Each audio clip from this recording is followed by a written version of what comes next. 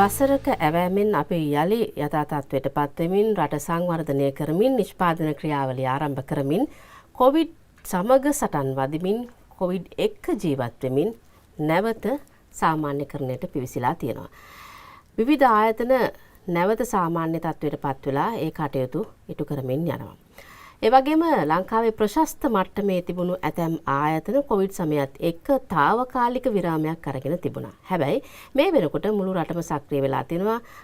ආයතන රාජ්‍ය මට්ටමේ, පෞද්ගලික මට්ටමේ සියලුම ආයතන සක්‍රිය වෙලා තියෙනවා. මේ තත්ත්වය මත විශේෂයෙන්ම පාසල් පද්ධතිය විවෘත වුණා. විශ්වවිද්‍යාල පද්ධතිය විවෘත වෙමින් පවතිනවා. ඒ වගේම මේ විශ්වවිද්‍යාල ආශ්‍රිතව සිදුවෙන විශේෂයෙන්ම අපි ගත්තොත් පෞද්ගලික විශ්වවිද්‍යාලවලත් කටයුතු සාමාන්‍යකරණයට ලක් වෙමින් පවතිනවා. මේ අතරදී අපි හිතුවා මේ e-soft සමූහ ව්‍යාපාරයේ මේ දවස්වල කොයි විදිහටද තමන්ගේ කටයුතු කරගෙන යන්නේ කියලා to the point වැඩසටහනින් සාකච්ඡාවට බඳුන් කරන්නට. ඒ නිසා අද දවසේ ආරාධනා කළා එහි කළමනාකාර අධ්‍යක්ෂ වෛද්‍ය දයන් රාජපක්ෂ මහතා අයිබෝන් ඔබතුමාට. e-soft සමූහ ව්‍යාපාරයේ කළමනාකාර අධ්‍යක්ෂකතුමා හැටියට මේ වෙනකොට මේ ආයතනයේ ක්‍රියාකාරීත්වය කොහොමද? අපි බලමු ඊට පස්සේ සාකච්ඡා කරමු මේ ආයතනය හරහා සිදුවෙන්නේ කුමක්ද කියලා. ඔව්. ඇත්තටම e-soft සමූහ ව්‍යාපාරයේ ප්‍රධාන පුරුක තමයි e-soft Metro Campus කියන ආයතනය. විශේෂයෙන් අපි ආරම්භ කරේ අපේ ව්‍යාපාර කටයුතු මේ ශාස්ත්‍රයෙන් උසස් අධ්‍යාපන ශාස්ත්‍රයේ අපි විශේෂයෙන් කියන්න ඕනේ රට පුරා උසස් අධ්‍යාපනයේ සෑම දිස්ත්‍රික්කයකටම ගෙනියන්න මේ ආයතන හරහා අපිට හැකියාව ලැබිලා තියෙනවා. ඉතින් ඒ තුලින් විශේෂයෙන් වෘත්තීය පාඨමාලා වගේම උපාධි මට්ටමේ පාඨමාලා ඒ වගේම පශ්චාත් උපාධි දැන් ආචාර්ය උපාධිය දක්වා හදාරන්න අවස්ථාව මේ රටේ දූ දරුවන්ට ඒ වගේම තරුණ වියේ අයට අපි අවස්ථාව සැලසලා දීලා තියෙනවා. ඉතින් මේ ආයතනය ඇත්තටම පෞගිය 2019 වසරේදී විශ්වවිද්‍යාල ප්‍රතිපාදන කොමිසම මගින් රාජ්‍යයේ නොවන විශ්වවිද්‍යාලයක් හැටියට ගැසට් කරනු ලැබුවා. ඉතින් ඒ තුලිනුත් ඇත්තටම විශේෂ අවස්ථාවන් රැසක් අපේ දූ දරුවන්ට විශේෂයෙන් බැංකු ණය පාසුකම් හරහා උසස් අධ්‍යාපනයේ හදාරන අවස්ථාවන් අපේ දූ දරුවන්ට තරුණ පරපුරට අපි ළඟා කරලා දීලා තියෙනවා. ඒ වගේම අපේ මේ ආයතනයේම තව තියෙනවා e-soft International Education කියලා ආයතනයක් තවත් සමාගමක්. ඒ හරහා අපි බලාපොරොත්තු වෙන ඇත්තටම දැනටත් අපි කටයුතු කරලා තියෙනවා. මේ රටේ අධ්‍යාපනය විශේෂයෙන් අපි දන්නවා දකුණු ආසියාවේ අධ්‍යාපන පැත්තෙන් අපි අනිත් රටවල්ට වඩා ටිකක් ඉදිරියෙන් ඉන්නවා. ඉතින් අපි මගේ දැක්ම තමයි මේ අපේ අධ්‍යාපනය අපිට මේ ජාත්‍යන්තර වෙළඳපොළ කලා ගෙනිහිල්ලා රටට අත්‍යවශ්‍ය වෙලා තියෙන මේ විදේශ විනිමය ලංකාවට ගේන්න පුළුවන් කියන කාරණය. ඉතින් ඒ සඳහා අපි ක්‍රියාත්මක වෙලා තියෙනවා. බංග්ලාදේශය අපේ ශාඛාවක් ආරම්භ කරා. ඒ වගේම දැන් අපි අප්‍රිකානු රටවල් වල ඒ වගේ රටවල් වලට අපේ මේ අධ්‍යාපන ලබා දීමේ කටයුතු ගැන සොයමින් ඒ සඳහා ව්‍යාප්ත වෙමින් පවතිනවා. එතකොට ඊට අමතරව e-soft සමූහ ව්‍යාපාරයේ තවත් ආයතනයක් තමයි e-soft Technologies කියලා කියන්නේ. විශේෂයෙන් මේ තොරතුරු තාක්ෂණ ක්ෂේත්‍රයේ නව නිෂ්පාදන අලුත් තාක්ෂණය යොදාගෙන විශේෂයෙන් IoT තාක්ෂණය ළඟට ස්මාර්ට් ටෙක්නොලොජි පැත්තට අපි නිෂ්පාදන ක්‍රීපයක්ම හඳුන්වා දීලා තියෙනවා. විශේෂයෙන් ශ්‍රී ලංකා ටෙලිකොම් සමාගමත් එක්ක අපේ මුදුකාංගයක් හඳුන්වලා දීලා තියෙනවා. යාළුවී කටයුතු කරන ශ්‍රී ලංකා ටෙලිකොම් හරහා මේ සාමාන්‍ය මේ ගනුදෙනුකරුවන්ට ඉතා පහසුවෙන් මේ තමන්ගේ තොග කළමනාකරණය කරලා වෙළඳ මොකද සමහර අය ඉන්නවා බිස්නස් එකක් කරාට පොඩි ව්‍යාපාරයක් කරාට ඒ ගැන කිසිම accounting අවබෝධයෙන් නෙමෙයි සමහරවිට එදා තමන්ගේ ගනුදෙනුව තමයි ඒගොල්ලෝ හොයාගන්නේ. ඉතින් මේ වගේ දේවල් වලට පාවිච්චි කරන්න පුළුවන් තාක්ෂණයක් අපි ගෙනල්ලා දීලා තියෙනවා. ඉතින් ඒ ආයතනය හරහා අපේ තවත් අරමුණක් තමයි මේ අපේ උත්පාදීය ලබන දරුවන්ට මේ ශාස්ත්‍රයේ තියෙන තත්ත්වය ගැන ඒ කියන්නේ අර ඉන්ටර්න්ෂිප්ස් වගේ දේවල් දීලා සීමාවාසික පුහුණුව ලබා දීලා ඒගොල්ලෝ අර ශාස්ත්‍රයට හුරු කරවන්නත් මේ ආයතනය හරහා අපි කටයුතු කරනවා. ඉතින් ඒ වගේම තව අපි මේ කොවිඩ් කාලෙත් අපි අලුතෙන්ම ශාස්ත්‍රයකට යමු වුණා. ඒ තමයි කෘෂිකර්මය. Sungrow Exports කියන ආයතනය හරහා අපි පටන් ගත්තා මේ තාක්ෂණය යොදාගත් කෘෂිකර්මයට. විශේෂයෙන් ඩ්‍රිප් ඉරිගේෂන් වගේ දේවල් පාවිච්චි කරනවා. ඕගනික් ක්‍රමයට අපේ මේ කෘෂිකර්ම කටයුතු කරන්න ඊළඟට සුහුරු තාක්ෂණය. ස්මාර්ට් ටෙක්නොලොජි ස්මාර්ට් ඇග්‍රිකල්චර් පැත්ත ඇත්තට මගේ බලාපොරොත්තු තියෙන දැන් අපි මූලික කටයුතු කරලා තියෙනවා අපි දැන් අක්කර 15ක විතර ඒ කටයුතු පටන් ගන්න තියෙනවා. ඉතින් මම බලාපොරොත්තු වෙනවා මේ දැනුමත් තරුණ පරපුරට ලබා දෙන විශේෂයෙන් වෘත්තීය පාඨමාලාවක් කරා මොකද නැත්නම් අපේ තාමත් කෘෂිකර්මය පිටපළාත් වලට ගිහපම තාමත් කරන්නේ අර ගතානුගතික සාම්ප්‍රදායික විදියට. ඉතින් ඒක වෙනස් කරන්න අපිට යම් දැනුමක් ලබා දෙන්න පුළුවන් වෙයි කියලා මම බලාපොරොත්තු වෙනවා මේ ආයතනය හරහා. කොවිඩ් සමය වුණත් සාමාන්‍යකරණයකට ලක් කරමින් විවිධ ආයතන මේ විදියට තමන්ගේ ඒ කටයුතු කරගෙන ගියා. එතකොට විශ්වවිද්‍යාල පද්ධතියේ කටයුතු කොවිඩ් සමයත් එක්ක කොයි විදිහටද කරගෙන ගියේ? ඇත්තටම කොවිඩ් එක්ක ඒ විශේෂයෙන් පළවෙනි අර අපිට ලොක්ඩවුන් එකත් එක්ක ගොඩක් වෙනස්කම් වලට භාජනය කරන්න උනා. එකපාර තමයි අපේ පන්ති මෙහෙවන කටයුතු නැවතුනේ. ඉතින් එතකොට අපිට විශේෂයෙන් තාක්ෂණය යොදාගෙන මේ දේශන කටයුතු පවත්වාගෙන යාමට කටයුතු සිදු කරන්න උනා. ඉතින් ඒ සඳහා ඇත්තටම අපේ අර මුදිකාංග ආයතනය හරහා ලොකු පිටිවහලක් ලැබුණා. මොකද ඒ අවශ්‍ය තාක්ෂණය අපේ කාර්ය මණ්ඩලයට ලබා දෙන්නත් ඒ වගේ මේ තාක්ෂණය දූදරුවන්ට ලබා දෙන්නත්. ඉතින් අපි ඉස්සෙල්ලාම Microsoft Team හරහා හැම දරුවෙකුට මේකේ මේ ලියාපදිංචි account එකක් ලබා දීලා ඒගොල්ලන්ට අපිත් එක්ක සම්බන්ධ වෙලා ඒ කියන්නේ අපි කරගෙන ගියපු දේශන මම හිතන්නේ සතියක් විතර තමයි අපිට බැරි වුණේ හරියට මේ සියලු දේම මේ හදා ගන්නකන් ටිකක් අඩාල වීමක් වුණා.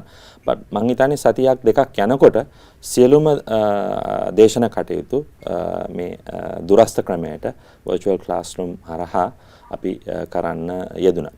ඒත් එක්කම ඇත්තටම අපි ලොකු වෙනසක් ඇති කරා මේ අපේ පාඨමාලාවලට. විශේෂයෙන් අපි දැන් මේ මාස 3ක් අපේ මුළු කාර්ය මණ්ඩලයම ගෙවල් වලට වෙලා තමයි ඒගොල්ලන්ගේ වැඩ කටයුතු කරේ. කොටිම මමත් ඇත්තටම කාලයකට පස්සේ අවුරුදු මාස 3ක් ගෙදර හිටියා. ඉතින් ඒ කාලෙදී ඇත්තටම අපිට ගොඩක් හැකියාව ලැබුණා මේ අපේ තියෙන මේ පාඨමාලාවල අන්තර්ගතය විශේෂයෙන් වැඩි දියුණු කරන්න. ඒ වගේ සිලබස් තව වෙනස් කරනවා නම් වෙනස් කරලා ඒ වගේ ඒ සඳහා අවශ්‍ය මේ තාක්ෂණය යොදාගත්ගෙන ඒවා දුරස්ත ක්‍රමයට මේ කියන්නේ රෙකෝඩඩ් ලෙක්චර්ස් සහ ඒ වගේම ඒකත් එක්ක යන්න පුළුවන් අර ඉන්ටරැක්ටිව් ඇක්ටිවිටිස්. මොකද අපි දන්නවා දැන් දුරස්ත විදියට හදාරනකොට ළමයාට විශේෂයෙන් ලැබෙන ප්‍රතිචාරය තමයි අර කවුරුත් ළඟින් නැති නිසා ටිකක් කම්මැලි ගතියක් එනවා මේ උනන්දුව මදි ගතියක් එනවා. ඒ සඳහා ඒවා වෙනස් කරන්න පුළුවන් ක්‍රමවේදයන්. විශේෂයෙන් අර gamification කියන එක. ඒ කියන්නේ මේ ක්‍රීඩා වගේ මුහුණුවරක් ගත්ත මේ වැඩසටහන් සහ මේ නිබන්ධන කටයුතු. ඉතින් ඒවා අපි ඇත්තටම කරගන්න අපිට හොඳ කාලයක් ලැබුණා. ඉතින් විශේෂයෙන් කියන්න සතුටුයි මගේ ශාඛාවල ඉන්න ඒ කියන්නේ 200ක් විතර වෙන ආචාර්ය මණ්ඩලය. මේ සියලු දෙනාම අපි එකට ඇත්තටම අපි මූණට මූණ හම්බුනේ නැති වුණත් හැමදාම මේ වගේ එහෙම නැත්නම් සතියේ දෙපාරක් විතර මේ මීටින් තියලා දැනුම බෙදාහරලා හැම එක්කෙනාම එක එක්කෙනාට සහයෝගය දීලා මේ අපි ඇත්තටම තිබුණට වඩා ඊටමත් දියුණු තත්යකට අපේ තාක්ෂණය සහ ආයතනයපත් වුණා කිව්වොත් නිවැරදියි. කොවිඩ් එක්ක ජීවත් වෙනකොට එකෙන් විශාල ප්‍රතිලාභ ගත්තු ආයතනත් ඉන්නවා. මම හිතන්නේ විශේෂයෙන්ම e-soft ආයතනය එක කළා. මොකද අපි විවේකීව නිවසට වෙලා ඉන්නකොට සමහර අපිට ලැබිච්ච තොරතුරු අනුව විෂාද තත්ත්වයටපත් වෙච්ච පිරිසක් අපේ ලංකාවේ හිටියා. විශාල විදිහට එවැනි රෝගීන් මුණ ගැසුණා කියලා අපිට දැනගන්න ලැබුණා. හැබැයි අපි හරියට අපි මානසිකව හිතලා අපි ඊළඟ පියවර කුමක්ද කරන්නට ඕනේ. මොකද අපි දන්නේ මේ කොවිඩ් කියන එකත් අපි කවදාවත් නොහිතපු විදිහට තමයි මේ මුළු ලෝකෙම වසාගත්තේ. හැබැයි ඒ කාලය තුලදී වඩාත් ඵලදායී ලෙස සමහර ආයතන ඵල ප්‍රයෝජන ගත්තා ඒ නිවාඩුව තුල. e-soft සමූහ ව්‍යාපාරයත් ඒ ආකාරයෙන් තමයි ප්‍රයෝජන ගත්තේ. හොඳයි, කොහොමද මේ කටයුතු ඉදිරියට දිගටම කරගෙන යන්නේ කියන එක සහ අලුතින් ඒ ලබාගත් අවස්ථාවන් එක්ක දූ දරුවන්ට කොයි ආකාරයටද උන්ගේ අධ්‍යාපන කටයුතු වලට දායකත්වයේ සපයන්නේ කියන එක පිළිබඳව අපි කතා කරනවා. ඒ වගේම මතක් කරන්නට ඕනේ මේ මොහොතේදී දැන් අපේ වෛද්‍ය දයන් රාජපක්ෂ මහතා ගැන සඳහන් කළොත් මේ මෑතකදීම මේ FCC ISL කියන ආයතනය විසින් සංවිධානය කරපු වසරේ විශිෂ්ටතම ව්‍යවසායකයා තේරීමේ සම්මාන උළෙලේදී මහා පරිමාණ කාණ්ඩයේ බස්නාහිර පළාත් සහ ජාතික රන් සම්මානයෙන් පිදුම් ලැබුවා. මම හිතනවා ඒක අපේ දයන් මහතා ලබාගත්තු ජයග්‍රහණයක් ඒ පිරිවර සමග. මොකද එතුමාට මේ ආයතන වඩාත් ක්‍රියාකාරී ලෙස එළියට ගන්න වඩාත් ඵලදායී ලෙස රටට ආයෝජනය කරන්නට ඔහුට ඊටාම හොඳ කාර්ය මණ්ඩලයක් ඉන්නවා ඇති. නැත්තම් මේ තාක් දුරට කෙනෙකුට එන්න අපහසුයි. අපි ඒ දේවල් ගැනත් කතා කරමු. කෙටි විරාමයක් අරගෙන අපි නැවතත් to the point වැඩසටහන සමගින් එක්වෙමු.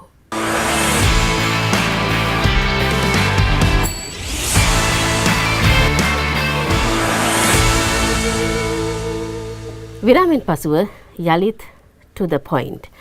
මං කැමති දයන් මහතාගෙන් දැනගන්න මේ ආයතනය ස්ථාපිත කරපු වර්ෂයත් එක්ක කොහොමද පියවරෙන් පියවර අඩියෙන් අඩිය අද ලංකාවේ ප්‍රශස්ත මට්ටමේ ආයතනයක් බවට මේ ආයතනය පත් කළේ?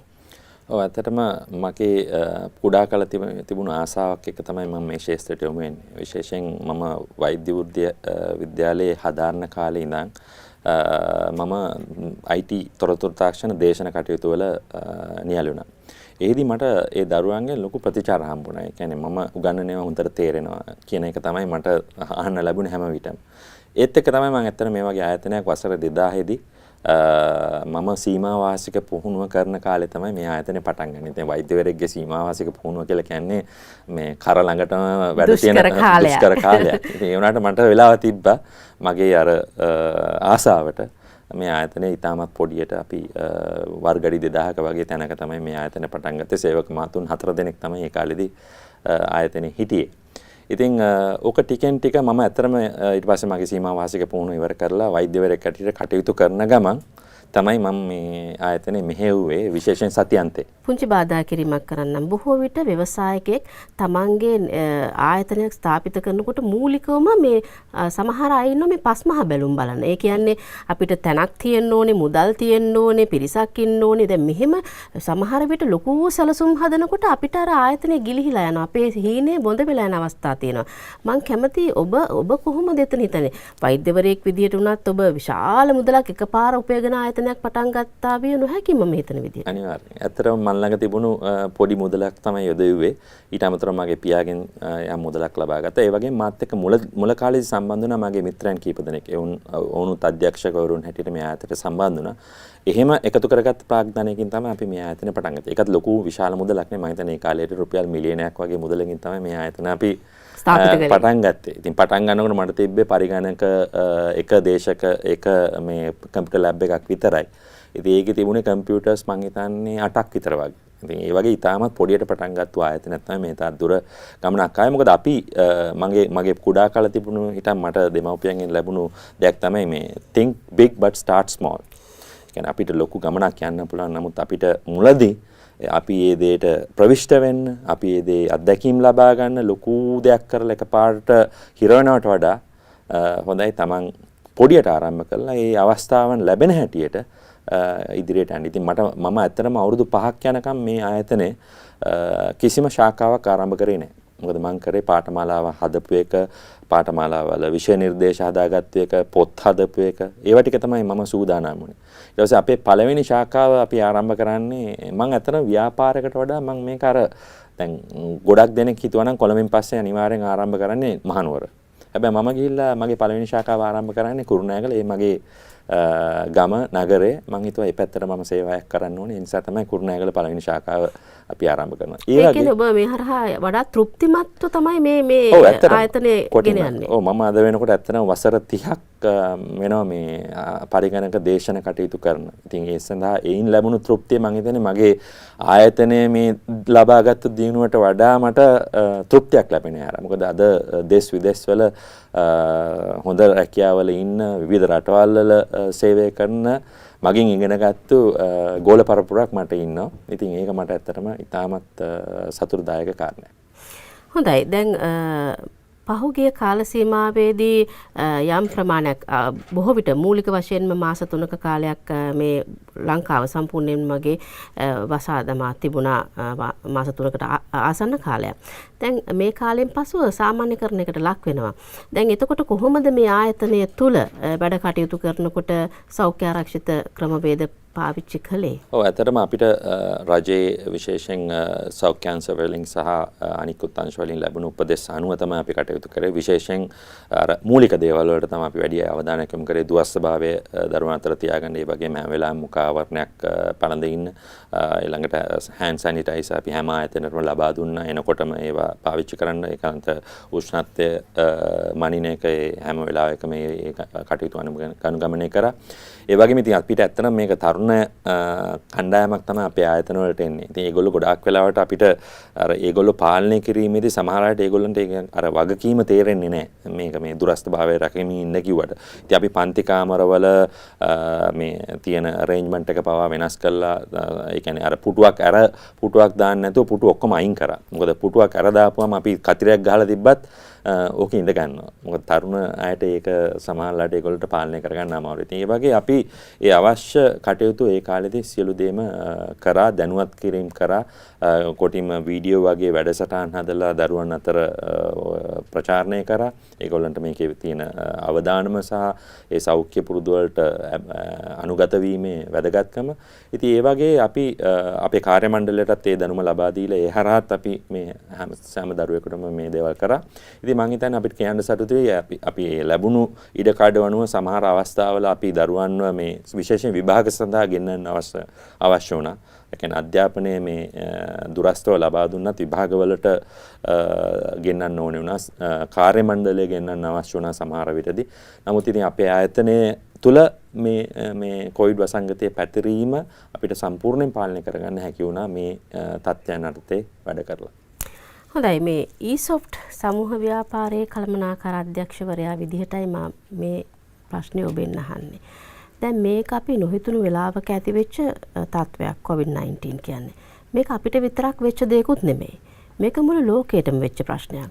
අපි සමහර අවස්ථාවන් වලදී හිතුවා අපි ඇමරිකාවත් එක්ක ගත්තොත්, එංගලන්තය එක්ක ගත්තොත්, එහෙම වෙනත් බටහිර රටවල් එක්ක ගත්තොත් ලංකාව කියන්නේ මොකද්ද කියලා. ඒ කියන්නේ තරම්ම අපි පොඩි රටක් වගේම අපිට කළ හැකි දේවල් හරි අවමයි කියලා.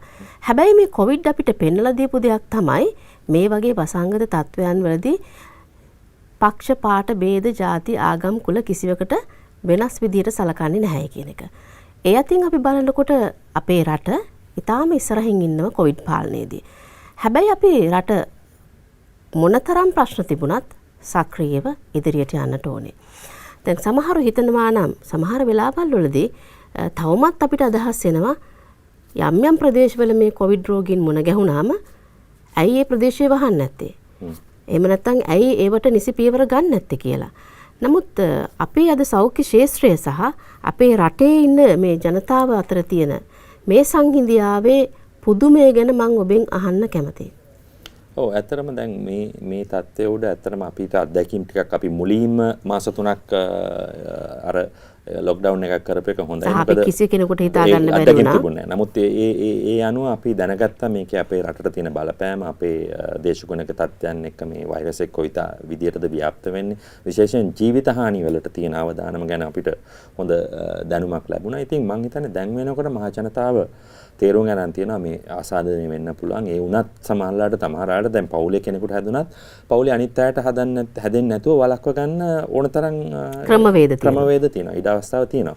ඉතින් අත්‍තරම මම හිතන්නේ මේක අපිට රටක් හැටියට විශේෂයෙන් සංවර්ධනය වෙමින් පවතින රටක් හැටියට මේක මම දකින්න ලොකු අපිට ආශිර්වාදයක් කියලා. මොකද ලෝකයේ අනිත් ප්‍රබලයන් අඩාල වෙලා තියෙනවා. දුබලයන් බවට පත් වෙනවා. ඒගොල්ලෝ දුබලයන් බවට පත් වෙලා තියෙනවා. ඉතින් අපිට ඇත්තටම පුළුවන් නම් මේක අවස්ථාවක් කරගන්න, විශේෂයෙන් අපේ දේශීය භාණ්ඩ නිෂ්පාදන සේවාවන් අන්තර්ජාතික වෙළඳපොළට ඇතුල් කරගන්න. මේ වෙලාවේ ඇත්තටම සමහර හොඳට නිෂ්පාදනය කරන් ගියපු කර්මාන්ත ශාලා අඩාල වෙලා තියෙනකොට අපිට පොඩි කර්මාන්ත ශාලාවකටත් ඒ වගේ ඇණුමක් ලැබෙන්න පුළුවන්. ඒක තමයි ඔබට ලැබෙන අවස්ථාව. ඉතින් මම හිතන්නේ මේක අපි අර වින්ඩෝ පීරියඩ් එකක් හැටියට අරගෙන දැන් මම කොටිම කිව්වොත් අපේ තියෙන ප්‍රධානම අර වොකේෂනල් ප්‍රෝග්‍රෑම් සියල්ලම සම්පූර්ණ දුරස්ථ ක්‍රමයට හදාරන විදියට හදාලා තියෙනවා. දැන් මම ළඟ පාඨමාලා 20ක් තියෙනවා. සමහර ඒවා සිංහල, දෙමළ සහ ඉංග්‍රීසි භාෂාවන් තුනෙන්ම තියෙනවා. දැන් මම මේ දවස්වල කරන් යනවා පුළුවන් නම් මට මේක අනිත් භාෂාවලින් ඩබ් කරන්න. විශේෂයෙන් අපි තුමු බංගලි දේශයට මම ගෙනියනවා නම් ඒ භාෂාවලින් ඩබ් කරලා කොහොමද මට මේ පාඨමාලාව දුරස්ථ ක්‍රමයට ඒ රටට යොමු කරන්නේ කොයි වගේද කියලා. ඉතින් මම හිතන්නේ මේ වගේ අවස්ථාවන් හැම ආයතනයකටම පොඩි අවස්ථාවන් ලැබිලා ඇති. ඉතින් මම හිතන්නේ අපි සියලු දෙනාම ඒ අවස්ථාව ප්‍රයෝජනයට ගත්තොත් අපේ රට මෙතන මේ ගමනේ ටිකක් ඉස්සරහින් පටන් ගන්න. අනිත් අය පටන් ගන්නකොට ඊට වඩා ටිකක් ඉස්සරහින් පටන් ගන්න අවස්ථාවක් කරගන්න පුළුවන්. හැම වෙලාවෙම අපි හිතන්නට ඕනේ ධනාත්මකව නේද? අපි දැන් පසුබෑමකින් තොරව අපි ලෝකයක් විදිහට ගත්තයින් පස්සේ දැන් අපේ රට බොහොම කුඩා රටක් වුණාට මේ සමහරලාට අපි සුපිරි බලවතුන් අතර අපිට විශාල අවියායුධ නැති වුණාට අපිට මේ මානසිකව තියෙන ශක්තිය ඊට වඩා මානව සම්පත් සහ අපිට හිතන්නට පුළුවන් තියෙන වපසරිය වැඩි. ඉතින් ඒක නිසා අපිට තව අලුත් දේවල් නව නිෂ්පාදනයන් අර අවි සහිතව කරන සටනට වඩා අවි රහිතවත් අපිට සටන් කරන්නට හැකියාවක් තිබෙනවා අපේ දැනුම පැත්තෙන් වර්ධනය කරගත්තොත්.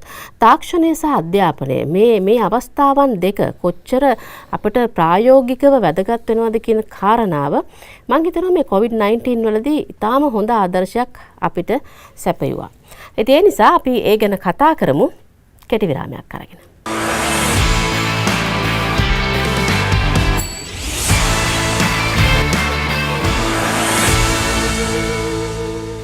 විරාමෙන් පසුව යලිත් to the point.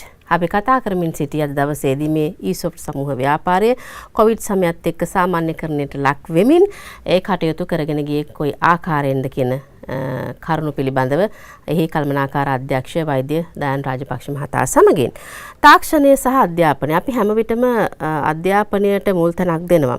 අපේ රටේ අධ්‍යාපනයේ පැත්තේ සෑහෙන ඉදිරි ගමනක් තියෙනවා. හැබැයි තාක්ෂණය ටිකක් අඩුවෙන් පාවිච්චි කරපු රටක් අපි. ඒකේ ප්‍රතිඵලයක් තමයි අපිට මේ දුරස්ථ අධ්‍යාපන ක්‍රමයට අර හිටි අඩියේ එක පාරටම හැම කෙනාටම යොමු වෙන්නට තිබුණු නොහැකියාව. හැබැයි මට හිතෙනවා මේ තත්වයක් එක්ක අපි හොඳ පාඩමක් ඉගෙන ගත්තා කියලා. ඔව් මම හිතන්නේ ඇත්තටම තාක්ෂණය පැත්තෙන් අපි අවුරුදු 10ක් විතර ඉස්සරහට ගියා කිව්වොත් නිවැරදි. මොකද අපි සමහරලාට තීරණ අරගෙන අර කල්යල් මැනලා ඔක්කොම කරන්න බලන් ඉන්නකොට ඒවා කරන්න ටිකක් පරක්කු වෙනවා. තීරණ ගන්න පරක්කු වෙනවා. නැත්නම් තීරණ ක්‍රියාත්මක කරන්න පරක්කු වෙනවා. ඉතින් මේ වෙලාවේ කිසිම කෙනෙකුට වෙන විකල්පයක් තිබුණේ නැහැ. අධ්‍යාපනය ලබා දෙන්න නම් තාක්ෂණය පාවිච්චි කරන්න ඕනේ. අද ඇත්තටම ගත්තොත් එහෙම මට සතුටුයි දකින්න ලක් වෙනවා. ඒ කියන්නේ ටියුෂන් ගුරුවරු පවා තාක්ෂණය යොදා ගත්තා. එහෙම නොකරනම් ඒගොල්ලන්ට තමන්ගේ කටයුතු පැවැත්මක් නැති වෙනවා. ඉතින් ඒ නිසා මම හිතන්නේ අපි තාක්ෂණය පැත්ත දැන් මුල් පියවර මේ හරහා අපිට ලැබුණා. මූලික අඩිතාලම ලැබුණා. දැන් තමයි අපිට දැන් බලන්න ඕනේ තව ඒවා කොහොමද තව ෆයින් ටියුන් කරලා. ඒ කියන්නේ තව හරියටම මේක තව මීට වඩා ඵලදායී ලෙස කොහොමද අධ්‍යාපනයට යොදාගන්නේ. දැන් අපි ආයේ නැවත පන්ති කාමරයට යනවා. නමුත් ඒ ගියත් කොහොමද මේ තාක්ෂණය තවදුරටත් සම්බන්ධ කරලා. ඒ කියන්නේ දැන් අපි යන්න ඕනේ මේ හයිබ්‍රිඩ් ලර්නින් ක්‍රමයට. ඒ කියන්නේ තාක්ෂණයත් යොදාගෙන පන්ති කාමරයේ අර දේශන කටයුතු වලත් මොකද අපි මම දකින්න හැටියට අපේ අධ්‍යාපන ක්‍රමයේ වෙනස් වෙන්න ඕනේ තැන පළවෙනිම තැන තමයි මේ උගන්වන එකෙන් ළමයිට ඉගෙන ගන්න පුළුවන් වාතාවරණය කියන තැනට පන්ති කාමරය වෙනස් වෙන්න ඕනේ. අපි ගොඩක් වෙලාවට අර දිය කරලා පොවන්න වගේ පොතේ දැනුමයි. ඉතින් ප්‍රායෝගික දැනුම ටිකක් අඩුයි. ළමයා තමන් ඉගෙන ගන්න දේක ප්‍රායෝගික පැත්තට ළමයා යන්න තියෙන අවස්ථාව ගොඩාක්ම වැඩි. ඉතින් මම හිතන්නේ මේ ක්‍රමවේදයන් හරහා තාක්ෂණය යොදාගෙන වැඩි ක්‍රියාකාරකම් වැඩි දේවල් ළමයිටම කරන්න, දරුවන්ටම කරන්න ක්‍රමවේද මේ හරහා අපිට හදන්න පුළුවන්. ඒ කියන්නේ අපි අර ඇමරිකාවේ එහෙම නැත්නම් විදේශීය මේ බටහිර රටවල් තියෙන ලෙවල් එකට මේ ප්‍රාථමික අංශයේ දරුවත් ටැබ් එක අරන් ඉස්කෝලේට යන ලෙවල් එකට අපිට යන්න අවශ්‍යතාවයක් නැහැ. නමුත් අපිට යම් ප්‍රමාණයකට පහසුකම් පාවිච්චි කරගෙන මේ දෙකේම හොඳ සංකලනයක් තුලින් අපේ අධ්‍යාපනය හොඳ මට්ටමකට ගේන්න පුළුවන්. ඉගැන්වීම කරන යන අතරේම දරුවන්ට ඉගෙන ගන්න මේ ක්‍රියාකාරකම් හරහා අපිට අවස්ථාව ලබා දෙන්න පුළුවන්. එතකොට අනිත් දේ තමයි මේ දැන් අපේ තියෙනවා මේ සම්පත් බෙදී යෑමේ විෂමතාවයක්. ඒ කියන්නේ අපි ගත්තොත් එහෙම පොපියුලර් කියන්නේ ප්‍රසිද්ධ ගුරුවරු, ප්‍රසිද්ධ දේශකවරු හැම පළාතටම හැම ඉස්කෝලේටම නැහැ.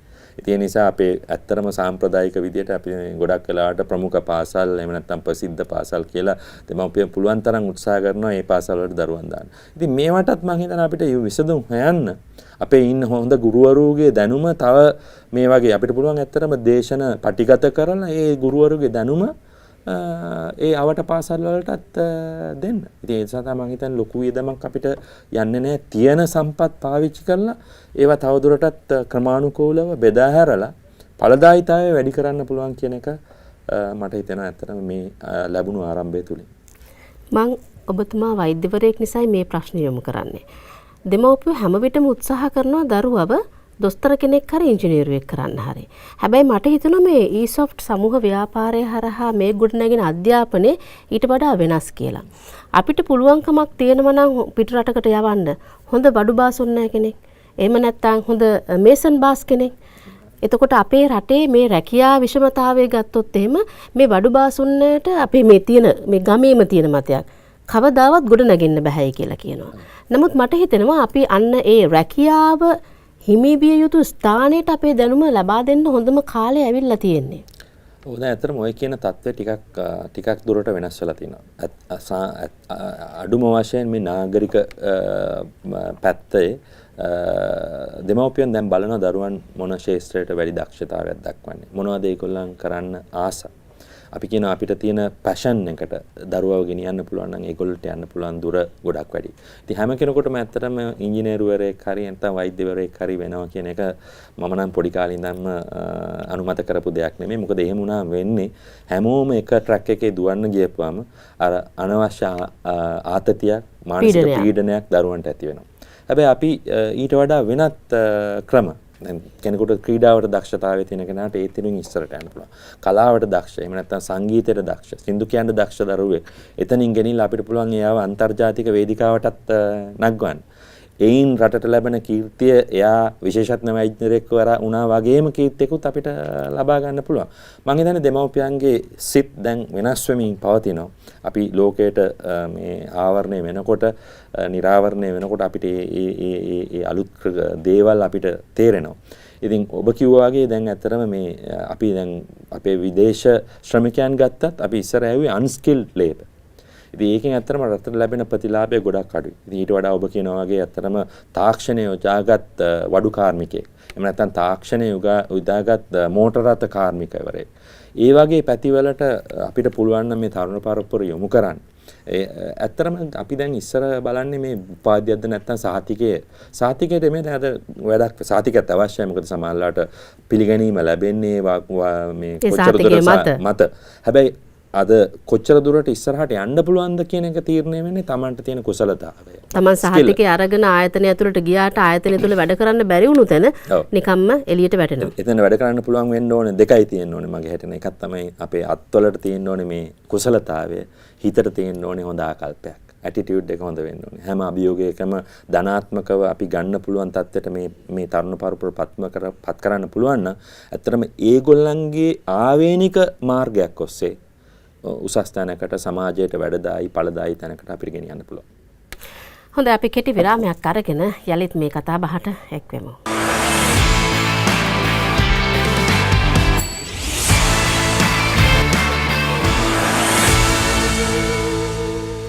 හොඳයි විරාමෙන් පසු යලිත් to the point.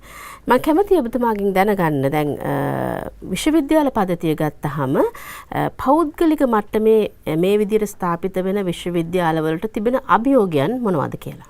ඔව් දැන් අතර මේ වෙනකොට මේ අපි වගේ විශ්වවිද්‍යාල ප්‍රතිපාදන කොමිසමේ අනුමැතිය ලැබපු පෞද්ගලික විශ්වවිද්‍යාල 19ක් තියෙනවා. ඉතින් ඇත්තටම අපිට අභියෝගය කීපයක් තියෙනවා. එකක් තමයි අපිට තියෙන ඒ කියන්නේ අවශ්‍ය යටිතල පහසුකම් සඳහා විශේෂයෙන් දැන් අපි ඉන්න නාගරික ප්‍රදේශවල අපිට අවශ්‍ය ඉඩකඩ ලබා ගැනීමේ අපහසුතාවයක් තියෙනවා. ඉතින් ඇත්තටම අපිට රජයෙන් ඒ සඳහා ওই වෙන් කෙරුණු ව්‍යාපෘති වලින් මේ 99 අවුරුද්දට එහෙම නැත්නම් බද්දට මේ ඒ කියන්නේ ඉඩම් ලැබෙනවා නම් ඒ වගේ දේවල් වල අපේ ආයතන වලට පුළුවන් හැකියාව ලැබෙනවා අපේ ප්‍රාග්ධනය යොදන්න අවශ්‍ය යටිතල පහසුකම් නිර්මාණය කරන්න. නැත්නම් වෙන්නේ අපිට ලොකු මුදලක් යට කරන්න වෙනවා මේ අපිට අවශ්‍ය ඉඩමක් ලබා ගන්න. ඉතින් මේ නාගරික ප්‍රදේශවල ඒවා ඉතාමත් ඉහළ ගණන් වලට ගිහිල්ලා තියෙන. ඒක එකක්. මම මෙන්න මේ විදිහේ ප්‍රශ්නයක් යොමු කරන්න කැමතියි. දැන් සමහර විට අපිට බැයිද අදහසක් විදිහට ඉදිරිපත් කරන්න දැන් අපි දන්නවා දැන් මේ නාගරිකව මේ ඉඩම් ප්‍රශ්නය දැන් උග්‍ර වෙලා තියෙන්නේ. එතකොට දැන් අපි හිතමු දුර බැහැර ප්‍රදේශයක මේ වගේ විශ්වවිද්‍යාලයක් ස්ථාපිත කිරීම සමහර විට මේ දරුවන් එන්නේ නැති වෙයි. ඒ වගේ ගැටලු තියෙනවා. හැබැයි ලංකාවේ විශ්වවිද්‍යාල පද්ධතිය මූලික වශයෙන් ওই ගැටලුව තිබීම නිසා පසුව රජරට විශ්වවිද්‍යාලය ඒකම මේ සවරගමු විශ්වවිද්‍යාලය ඒ වගේ අනු විශ්වවිද්‍යාල ස්ථාපිත කර ගනිමින් මේ ප්‍රධාන විශ්වවිද්‍යාලවලට අනුබද්ධ කළා. දැන් අපි දන්නවා සමහර ප්‍රදේශවල ඉඩම් නිකම්ම තියෙන අවස්ථාවන් තියෙනවා.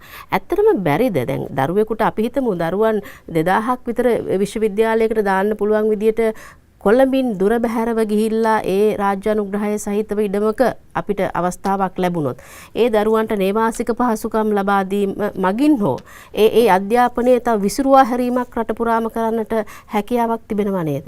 අනිවාර්යෙන්. ඒ මම කියන්නේ මේ ඇත්තටම නගරයේ මේ ප්‍රධාන කේන්ද්‍රය නෙමෙයි ඇත්තටම. ටිකක් පිටට වෙන්න අපිට ඒ වගේ යටිතල පහසුකම් නිර්මාණය කරන්න පුළුවන්. විශේෂයෙන් ඇත්තටම මගේ ආයතනයේ අපේ ඉදිරි දැක්මේ තියෙනවා අපි මීරිගම විශේෂයෙන් දැන් මධ්‍යම අධිවේගී මාර්ගයත් ආරම්භ වෙනවත් එක්ක මගේ ඉලක්කය තියෙන්නේ මේ හරිත විශ්වවිද්‍යාලයක් ඒ ප්‍රදේශයේ ආරම්භ කරන්න. ඉතින් ඒ හරහා අපිට පුළුවන් සිසුන් සාමාන්‍යයෙන් 3-4000කට නැත්නම් 5000කට අධ්‍යාපනය ලබා දෙන්න. ඒත් එක්කම අර සමහර අය ඉන්න තාමත් ඇත්තටම මේ අර ඒගොල්ලෝ රැකියාවක් කරන ගමන් නගරේ වැඩ කරන ගමන් තමයි මේ අධ්‍යාපන කටයුතු වල නියැලෙන්නේ. ඒ නිසා අපිට ඇත්තටම නගරයෙන් සම්පූර්ණ අපේ බහැරටම ගෙනියන්න අමාරුයි. ඒ කියන්නේ අඩු ගානේ යම් ප්‍රමාණයක් හරි යම් පාඨමාලා ප්‍රමාණයක් හරි විශේෂයෙන් සත්‍යන්තේ පාඨමාලා වගේ දේවල් අපිට නගරය තුලම ක්‍රියාත්මක කරන්න වෙනවා. ඉතින් ওই දෙකේම සංකලනයක් තුලින් අපිට ඇත්තටම වඩා වැඩි ව්‍යාප්තියක් ලබා ගන්න පුළුවන්. විශේෂයෙන් දැන් ඇත්තට මේ රජයේ නොවන විශ්වවිද්‍යාල බැලුවා මොනවද තියෙන අභියෝගය කියලා. මට තියෙන අභියෝගය තමයි ඇත්තටම අපි දැන් තරඟ කරන්න ඕනේ මේ අපි එකිනෙකා අතර නෙමෙයි. අපි තරඟ කරන්න ඕනේ අන්තර්ජාතික වෙළඳපොළත් එක්ක. දැන් අපි පුළුවන් තරම් මේක අපිට දැන් අපේ දෙමව්පියෝ ජාත්‍යන්තර මට්ටමේ අධ්‍යාපනය ලබා දෙන්න අපේ දරුවන් පිට රටට යනවා. ඒ සඳහා ලොකු විදේශ විනිමයක් අපිට වැය වෙනවා. අපේ රටේ සල්ලි. අපේ රටේ සල්ලි. ඉතින් ඇත්තටම ඒක වෙනස් කරන්න පුළුවන් අපිට අන්තර්ජාතික සිසුන් ලංකාවට ගෙනල්ලා. මොකද දැන් පෞද්ගලික විශ්වවිද්‍යාල 19ක් තියෙනවා. ඉතින් ඒ පරිසරය අපි මේ රට තුල නිර්මාණය කරොත් එතකොට අපිට අපේ දරුවන්ට ජාත්‍යන්තර මට්ටමේ අධ්‍යාපනයක් වෙනත් අයත් එක්ක සම්බන්ධ වෙලා වෙන රටවල් වල විදේශ සිසුන් එක්ක සම්බන්ධතා ගොඩනගාගෙන ඒ අධ්‍යාපනය මේ රට තුලදීම ලබා ගන්න පුළුවන්. කොටිම කියනවා නැත්නම් සුන්දරක රටක ඉඳගෙන අපිට ඒවා දේවල් විදිමින් අපේ අධ්‍යාපන කටයුතු කරගෙන යන්න පුළුවන්. සහ අපිට විදේශ විනිමයත් ගලාගෙන මේ ක්‍රම. අනිවාර්යෙන්. ඉතින් ඒ නිසා අපිටම අපි එකට මේ වෙලාවේ අපි රජයෙන් බලාපොරොත්තු වෙන තමයි ඒ සඳහා තියෙන පොඩි අර රෙඩ් ටේප්ස් ටිකක් තියෙනවා. රතු ඉරි ටිකක් තියෙනවා. විශේෂයෙන් මේ දරුවන්ට වීසා ලබා ගැනීමේදී විශේෂයෙන් ඒ අතර මේ අර දෙපාර්තමේන්තුව අතර හොඳ සම්බන්ධතාවයක් නැහැ. අපි දැන් උසස් අධ්‍යාපන අමාත්‍යාංශයෙන් අපිට ඒක අනුමැතිය ලබා දුන්නත් අපි එතන ආගමන විගණන දෙපාර්තමේන්තුවට ගියපුවාම එතන වෙනම අංශයක් නැහැ මේ වගේ ඒවට පහසුකම් සලසන්න. අපිත් යන්න ඕනේ අපේ කියන්නේ මේ ඉන්ටර්නැෂනල් ස්ටුඩන්ට්ස්ලාත් යන්න ඕනේ සාමාන්‍ය ක්‍රමවේදයට. ඉතින් මම හිතන්නේ මේවා තමයි අපිට තියෙන විසඳා ගන්න තියෙන ගැටලු. දැන් මේවා රාජ්‍ය මට්ටමින් ඉදිරිපත් කිරීම මේ සැලසුම් ඉදිරිපත් කිරීම සිදු කරලා තියෙනවද මේ වෙනකොට? මේ වෙනකොට ඇත්තටම සාකච්ඡා කරලා විශේෂයෙන් අධ්‍යාපන අමාත්‍යාංශය අපෙන් මේවා විමසීම් කටයුතු කරලා අපි වාර්තා හදලා තියෙනවා. ඉතින් මම බලාපොරොත්තු වෙනවා ඉදිරියේදී මේ සඳහා විසඳුම් අනිකුත් ආයතනත් සම්බන්ධ කරගෙන ලබා ගන්න හැකියාව ලැබෙයි කියලා. අනිත් එක තමයි අපේ පුළුවන් තරම් අපිට අවශ්‍ය වෙන අපේ මේ විදේශ තානාපති කාර්යාල හරහා මේ අපේ රටේ අධ්‍යාපනය මේ ළඟදීත් ඇත්තටම අපි මේ මැද පෙරදිග රටවල් වල තානාපතිවරුන් එක්ක සාකච්ඡාවක් පැවැත්වුණා. ඉතින් ඒ හරහා අපි මේක සමාජගත කරන්න ඕනේ. ඒ කියන්නේ අපි කියන්නේ අපේ රට උසස් අධ්‍යාපනය සඳහා විවෘතයි. මෙන්න මේ වගේ සම්පත් මේ වගේ දේවල් අපේ රට තුල උසස් අධ්‍යාපන ශාස්ත්‍රයේ තියෙනවා කියන දේ දැනුවත් වෙන්න ඕනේ. සමහරවිට අපේ තානාපතිවරුනුත් සමහර අයට ඒ දැනුම තිබුණේ නැහැ ඉතින්. දැනට විදේශ දරුවන් මේ ඊසොෆ්ට් ආයතනය හරහා සම්බන්ධ වෙලා ඉන්නවද? ඉන්නවා. දැනටත් ඉන්නවා. දැනටත් අපිට සාමාන්‍ය වසරකට විදේශ සිසුන් අඩුම ගානේ 100ක් වගේ ප්‍රමාණයක් සම්බන්ධ වෙනවා. විශේෂයෙන් අප්‍රිකානු රටවල් වලින් ඒ වගේම මාලදීවයින භූටානයේ ඒ වගේ රටවල් වලින් මෙහෙට උසස් අධ්‍යාපනය ලබා ගන්න එනවා. ඉතින් මම හිතන්නේ මීට වඩා අපිට මේක ව්‍යාප්ත කරන්න පුළුවන්.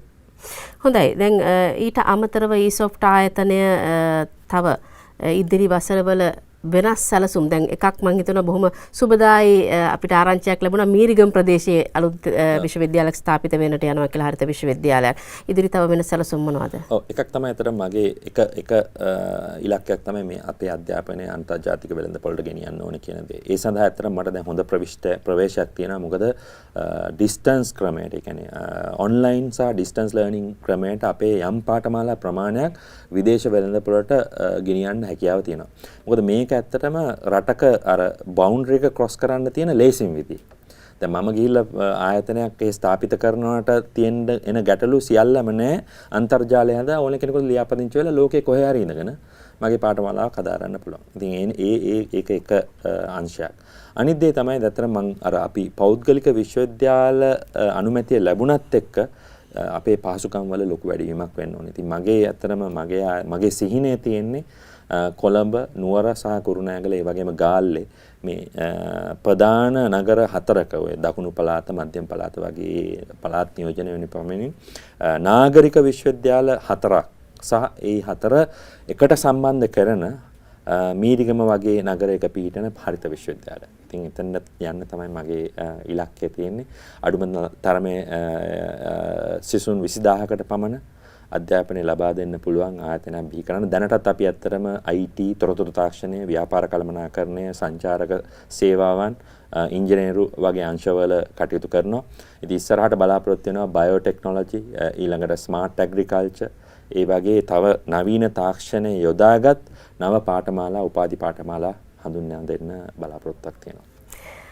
වසර 2000 දී ඊටාම කුඩාවට පටන් ගත්තු ආරම්භ කරපු මේ e-soft ආයතනය ඔබ ගෙනල්ලා තියෙන ඔය හීනේ දිගේම ඇවිල්ලා අද වෙනකොට ලංකාවේ ප්‍රශස්ත මට්ටමේ ආයතනයක් බවට පත් කරලා තියෙනවා. ඒ එක්කම විශාල දරුවන් පිරිසකගේ නැනස පාදලා තියෙනවා. ඒ නිසා මම විශ්වාස කරනවා ඒ ඉදිරි සැලසුම් සියල්ලත් ඉතාම ඉක්මනින් ඔබට ක්‍රියාත්මක කරගන්නට අපේ රටට විශාල දායකත්වයක් ලබා දෙන්නට ඔබට ඉඩ ප්‍රස්තාව ලැබෙයි කියලා. ඒ වගේම ස්තුතිවන්ත වෙනවා අද දවසේදී e-soft සමූහ ව්‍යාපාරයේ කළමනාකාර අධ්‍යක්ෂ වෛද්‍ය දයන් රාජපක්ෂ මහතාට අපේ to the point වැඩසටහනට ඔබතුමාගේ වටිනා කාලය ලබා දුන්නාට. බොහොම ස්තුතියි. එහෙමනම් අද දවසේ to the point වැඩසටහනින් සමුගෙන යනවා. තවත් දවසකදී අපි මෙවැනිම ප්‍රශස්ත ගණයේ අපේ රටට වැඩදායි ව්‍යවසායකයෙක් සමග අපි කතා බහ කරමු. සුබ දවසක්.